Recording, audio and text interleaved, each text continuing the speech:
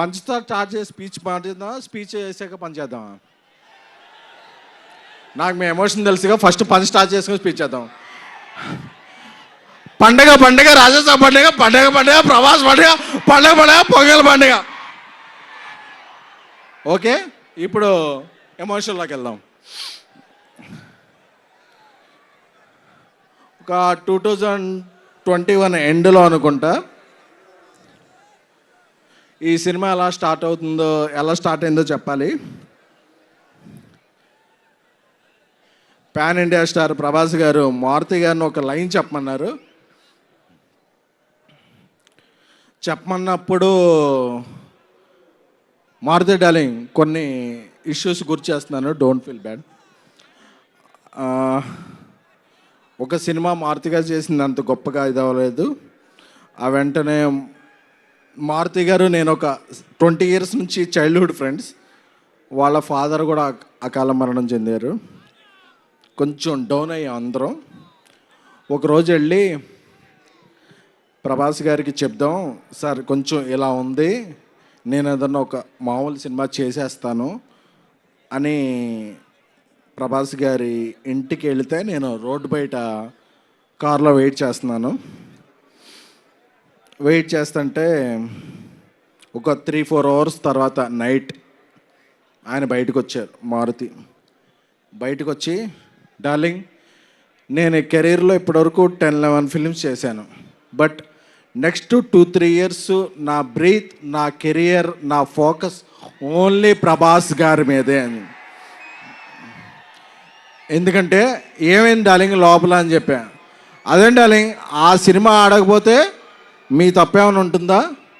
మీరు చెప్పిన స్క్రిప్ట్ నాకు బాగా నచ్చింది, మనం సినిమా చేస్తున్నామని చెప్పిన పర్సన్. ఎందుకంటే ఒక్కసారి ప్రభాస్ గారు ఫిక్స్ అయితే క్యాలిక్యులేషన్స్ ఉండవు, మ్యానిపులేషన్స్ ఉండవు, స్పెక్యులేషన్స్ ఉండవు, డిస్కషన్స్ ఉండవు.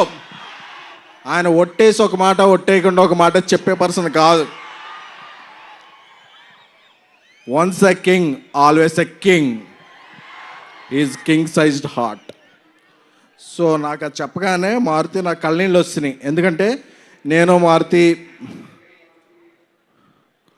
20 rupees ఫుల్ మీల్స్ ఉంటే నేను 7 rupees, మారుతి 7 rupees, ఇంకెవరన్నా వస్తే 6 rupees ఇస్తే మనం ఫుల్ మీల్స్ చేద్దామని ఫిల్మ్ నగర్లో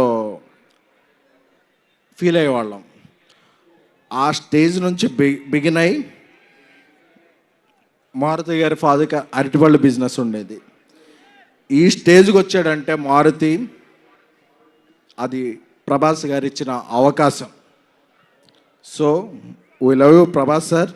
ఎందుకంటే ప్రభాస్ గారికి బాగా క్లోజ్ ఫ్రెండ్ మా యూవి వంశీ చెప్పాడు, మా వంశీరెడ్డి, అరే నువ్వు వెళ్ళేటప్పుడు ఏమన్నా స్పీచ్లో ఎలివేషన్స్ ఇవన్నీ అతి చేయకు అని. బట్ ఒక అలాంటి హార్ట్కి మనం ఎలివేషన్స్ ఇవ్వకుండా ఎలా ఉంటాం?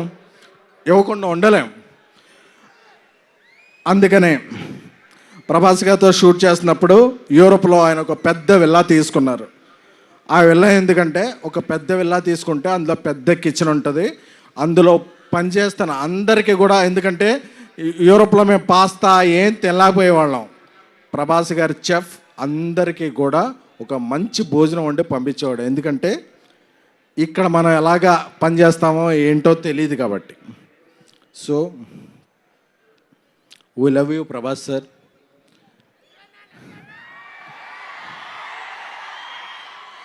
నేను మారుతూ ఒకటే చెప్పా, డార్లింగ్ నేను సినిమా తీసిన తర్వాత, అంటే ఈ సినిమాకి ప్రొడ్యూసర్ విశ్వప్రసాద్ సార్ ఇంత ఖర్చు పెట్టి ఇంత డేర్ చేసి, అంటే డేర్ అంటే వాట్ ఎవర్ ద సిచ్యువేషన్స్, ఆయన చాలా రాక్ సాలిడ్గా ఉండేవాళ్ళు.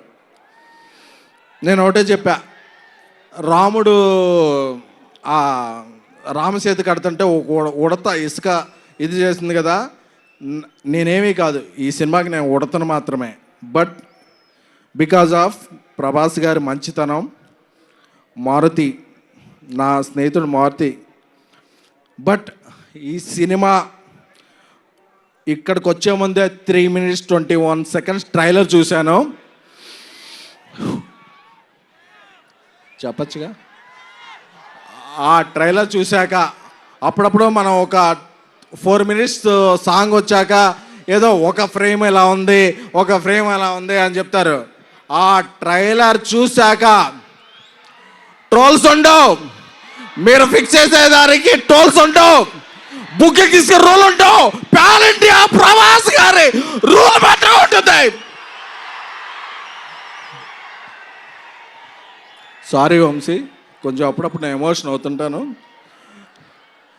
మా తమన్ మ్యూజిక్, మా డార్లింగ్ తమన్ మ్యూజిక్ గారి హ్యాట్రిక్ కాంబినేషన్ మహానుభావుడు, ప్రతిరోజు పండగ, ద రాజా సాబ్ హ్యాట్రిక్ అవ్వాలని, అలాగే మా హీరోయిన్స్ మాళవిక మోహన్ గారు, నిధి అగర్వాల్ గారు, రిద్ది గారు, అందరికీ, అనిల్ తడాని గారు దీన్ని ఇది చేయబోతున్నారు. సో మీ అందరికీ కూడా బిఫోర్ గోయింగ్ దెన్ ఈ 2-3 years నా మైండ్లో ఏముంది అనుకున్నారు కదా.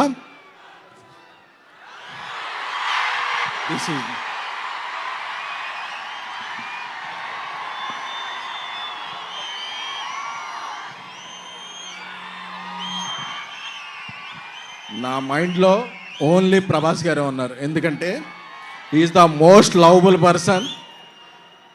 కల్మషం తెలీదు,